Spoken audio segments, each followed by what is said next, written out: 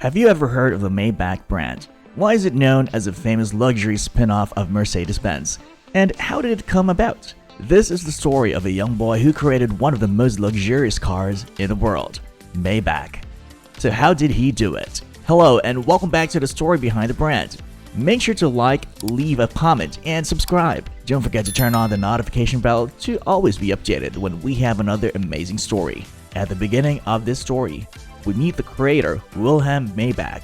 He was born in Heilbronn, Baden-Württemberg in 1846 to a carpenter and his wife.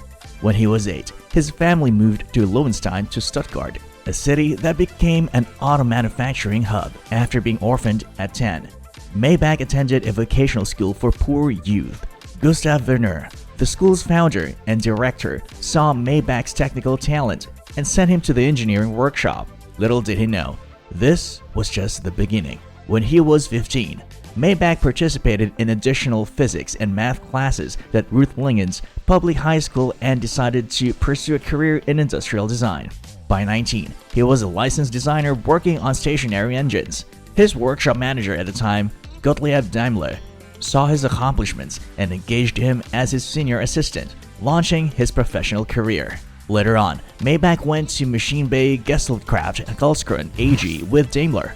Daimler was a member of the executive committee where they debated new engines, pumps, timber technology, and metalworking advancements. With Daimler, co-owner Niklas Otto focused on engine development, and as the business's primary designer, Maybach collaborated with Otto for the first time. Maybach's brilliance would start to show then. In 1876, Niklas Otto patented the Otto cycle engine, which has intake compression, power, and exhaust strokes. It was a gas internal combustion engine with a 4-stroke cycle. But was this it? Well, Daimler and Maybach produced their high-speed engine based on the concept when one of the Otto's more than 25 patents on this engine was contested and invalidated. In 1885, they built an early version of the current gasoline engine, which they eventually mounted in a two-wheeler. The first internal combustion was created, and Maybach called it the grandfather clock engine because it resembled a huge pendulum clock. Given that the gasoline engine would come to dominate transportation in the 20th century, it is difficult to overstate the significance of this invention. The creations of Maybach were already thought to be among the best autos in the late 19th century. The two ultimately decided to launch their own business and founded Daimler Motor and Gesellschaft shortly after creating the gasoline engine. For the facility, Daimler bought a property in Cannstadt's Silberg Hills. The workshop was situated in Ludwig Route 67, some distance from the town, just because the mayor of Cannstatt objected to it being in the town. It was 2,903 square meters in size and cost 30,200 gold marks at the time, the currency of the German Empire. They had 23 people working for them at first. Daimler handled the business problems and Maybach handled the design department. The Daimler motorized carriage was the common name for the vehicle. With less than 1 horsepower, 4 wheels, the appearance of a stagecoach, a midship grandfather clock engine, and speeds of less than 20 miles per hour. This internal combustion carriage was less remarkable than later automobiles. Nevertheless, it was among the most significant vehicles ever made. However, this accomplishment was insufficient to keep the business afloat, as neither engine sales nor global patent royalties were making enough money to support it. So, what did they do? Surprisingly, they chose to offer their patents for sale. After the financiers Max von Duttenhofer and William Lawrence, both former weapons manufacturers, were hired, the company was also made public. They shared a connection with German investment bank owner Kilian von Steiner. The corporation was re-established on November 28, 1890. Given the turbulent decade that followed for Daimler and Maybach, some historians in Germany have referred to it as a bargain with the devil. DMG continued to expand, exploring engines from Moscow to New York and increasing the capacity for stationary engines. Still, the belief that the production of automobiles would not be lucrative persisted. Between April and October 1900, Maybach created an entirely new class of racing vehicle that would become known as the Mercedes 35 horsepower when it made its debut in 1902. Emil Jelinek, a prosperous Austrian businessman and racing driver on the French Riviera who admired Maybach's craftsmanship, agreed to purchase 36 cars for 550,000 gold marks. That was if Maybach could create an exquisite race car to his specifications. The prototype was finished in December 1900 and went on to win a number of races in 1901. Interestingly, high society buyers in Europe bought the car in large numbers, resulting in a commercial success that convinced business executives that a car has a future. DMG swiftly expanded in size and personnel as production sharply increased. Later on, DMG formally registered their Mercedes brand in June 1902. However, internal politics would lead to his departure from DMG after they demoted him.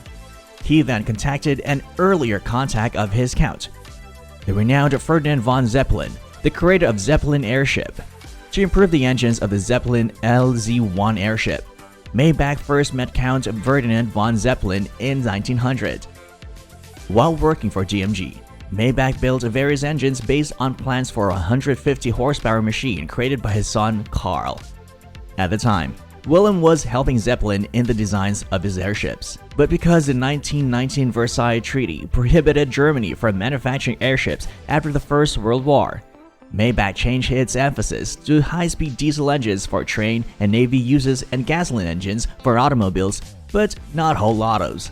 Only the Dutch Spyker company was interested in employing Maybach engines due to cost concerns, while many minor German automakers built their engines. Wilhelm Maybach could not accept the terms of the contract. So, what did he do? Well, he decided to build whole vehicles instead, and the factory started taking Maybach limos in 1921. The story of the Maybach brand of cars began. The Maybach W3 would be the first of these. The media and general public highly appreciated it because it delivered 70 horsepower at 2,200 revolutions per minute while maintaining the Maybach quality. Depending on the body type used, the chassis alone cost 24,000 Reichmarks with an extra 15 to 25,000 Reichmarks. The 8-liter V12 engine in the DS8, which wouldn't be finished until after his passing, produced 149 kilowatts and 200 brake horsepower at 3,200 revolutions per minute, making it one of the most potent production cars in the world at the time.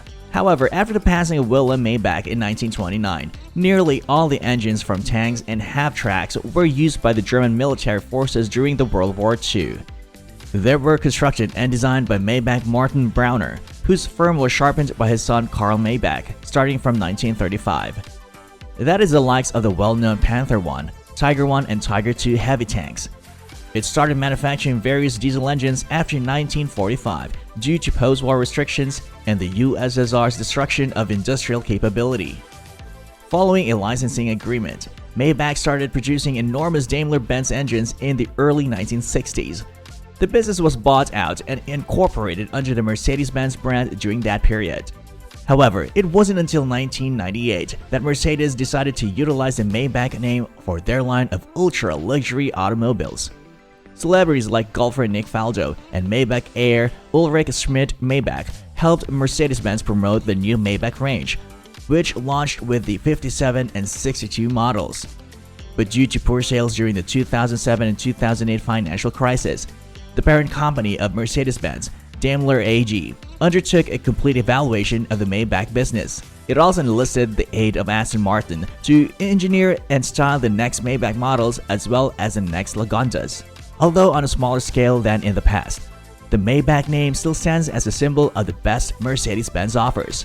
On the other hand, Wilhelm Maybach is still considered one of the individuals who gave origin to the modern vehicle by designing its basics. Therefore, having the Maybach brand on your side is a claim to fame unlike any other. Anyway, what do you think of Wilhelm Maybach? Do you believe there is something more he could have done to make the Maybach brand more renowned? Comment below, let's interact. Also, please leave a like, subscribe, and don't forget to turn on the notification bell for more amazing videos. That's all for today's video. See you in the next one.